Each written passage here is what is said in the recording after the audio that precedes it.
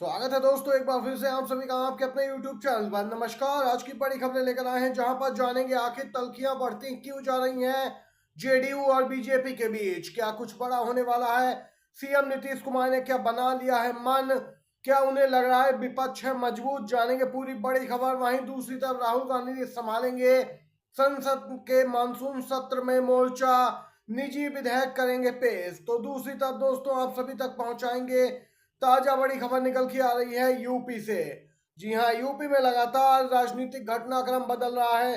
इसी बीच कई विवादित फैसले भी सामने निकल के आ रहे हैं। इसी प्रकार की दोस्तों तमाम बेहद बड़ी खबरें आगे शामिल की गई हैं। ताजा समाचार हैं आज के, आप लोग जानिए, साथ में बने रहिए दोस्तों। दूसरी तरफ अगर आप भी मानते हैं कि राहुल गांधी की लोकप्रियता बढ़ रही है और आने वाले 4 राज्यों के विधानसभा चुनाव में इंडिया गठबंधन शानदार प्रदर्शन करेगा, तो लाइक कीजिएगा वीडियो को, कमेंट बॉक्स में जरूर लिखिएगा जय हिंद जय संविधान। दोस्तों सबसे पहले और बड़ी खबर जान लेते हैं जो कि आ रही है एनडीए में घमासान को लेकर। आप सभी जानते हैं दोस्तों, लगातार जेडीयू और टीडीपी दबाव बना रहे हैं केंद्र सरकार पे अपनी मांगों को लेकर। ऐसा कुछ नहीं दिख रहा है, मांगे पूरी नहीं हो रही हैं। अब यहाँ पे तल्खियां बढ़ती जा रही हैं जेडीयू और बीजेपी के बीच। दोस्तों मुख्यमंत्री नीतीश कुमार की बीजेपी से बढ़ने लगी है नाराजगी, कभी भी छोड़ सकते हैं पीएम मोदी का साथ। सामने आए बड़े कारण, केंद्र में जेडीयू और टीडीपी के दम पे सरकार चल रही है। बीजेपी को अपनों से ही नहीं, अब सहयोगी पार्टियों के तेवरों से भी जूझना पड़ सकता है। इसके संकेत अभी से मिलने शुरू हो गए। दोस्तों बता दें कि आरजेडी प्रमुख लालू यादव पहले ही कह चुके हैं कि मोदी सरकार अगस्त में गिर जाएगी। इसके अलावा मल्लिकार्जुन खड़गे कह चुके हैं कि देश का विपक्ष चाहता है नरेंद्र मोदी सरकार चले, पर ऐसा दिखता नहीं। दोस्तों बताते चले, पिछले कुछ दिनों में बिहार में सीएम नीतीश कुमार की अगुवाई वाली जेडीयू ने कुछ ऐसे फैसले लिए जिससे मोदी सरकार की परेशानी बढ़ सकती है। दोस्तों सीएम नीतीश कुमार के करीबी अधिकारी पर ईडी का छापा, यह पहला बड़ा कारण माना जा रहा है कि यहाँ पे छापेमारी हो रही है। मुख्यमंत्री नीतीश कुमार के करीबी अधिकारियों पर विशेष राज्य के दर्जे की मांग को अस्वीकार किया जा रहा है। केंद्रीय मंत्री जीतनराम मांझी भी इस मांग को अस्वीकार कर चुके हैं। दूसरी तरफ आपको बताते चले, झारखंड में विधानसभा चुनाव से पहले बीजेपी के बागी सरयू राय अब प्रदेश में जेडीयू के सहयोगी बनने जा रहे हैं। इसका ऐलान कभी भी हो सकता है, स्पष्ट है दोस्तों। यहाँ पर कभी भी ये बड़ा ऐलान होगा तो स्पष्ट हो जाएगा, झारखंड में जेडीयू और बीजेपी आमने सामने एक दूसरे के विरुद्ध चुनाव लड़ेंगे। आरक्षण को लेकर भी पेच फंसा है। इन्हीं सब मामलों को लेकर लगातार तल्खियां बढ़ रही हैं जेडीयू और बीजेपी के बीच। दोस्तों आप सभी को बताते चले, मानसून सत्र की तारीखों का ऐलान पहले ही हो गया। 22 जुलाई से शुरू होगा सत्र। मानसून सत्र में 6 नए विधेयक सूचीबद्ध हैं। वित्त मंत्री 23 को पेश करेंगी केंद्रीय बजट। सूचना के अनुसार मानसून सत्र में सरकार यहाँ पे 6 बिल सामने रखेगी पटल पर।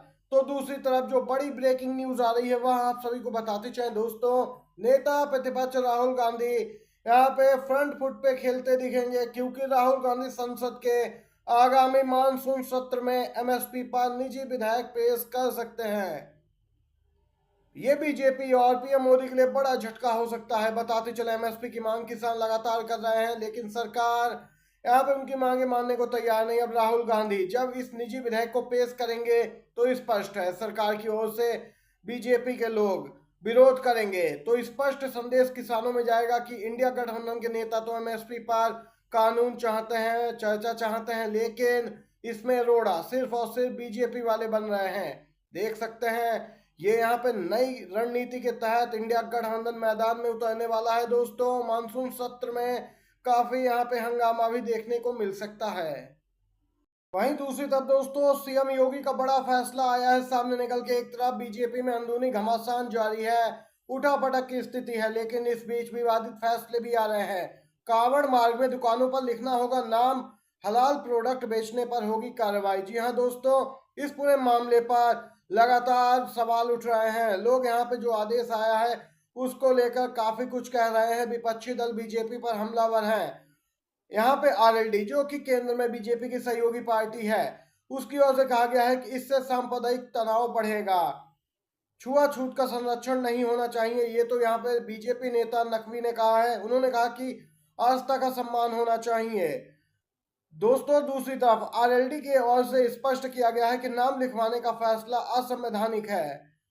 देख सकते हैं किस प्रकार से बीजेपी के सहयोगी ही अब उसके खिलाफ बोलने लगे हैं और कह रहे हैं कि फैसला वापस होना चाहिए। इसके साथ ही दोस्तों कई सोशल मीडिया यूजर्स कह रहे हैं कि बीजेपी फिर से गलती कर रही है। 2024 के नतीजों से इनको सीख लेनी चाहिए कि अब हिंदू मुस्लिम की राजनीति काम नहीं कर रही है।